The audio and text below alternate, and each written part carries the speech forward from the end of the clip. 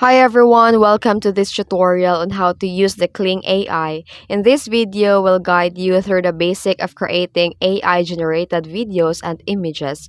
Let's get started. First, go to klingai.com, click on sign up if you don't have an account, or enter your email and password and confirm your account to get started. And once logged in, you'll see in the main dashboard with two key options, generate AI videos and generate AI images. Let's generate the AI video. Click the text to video, then type a description of your scene. You can choose a style, camera angle, and motion effects for better control.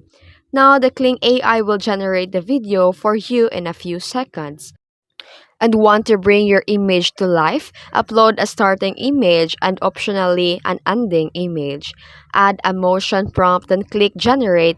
KLING AI will animate it for you. You can also generate a stunning images by entering a detailed prompt in the text to image section. You can choose preferred style and let the AI works its magic. Then, the KLING AI has also a virtual try-on feature. Upload a picture of yourself, choose a garment, and see how it looks in you in seconds. And that's it. The KLING AI makes video and images generation simple and fun. Try it out and start creating today. Don't forget to like and subscribe for more AI tutorials. Thanks for watching.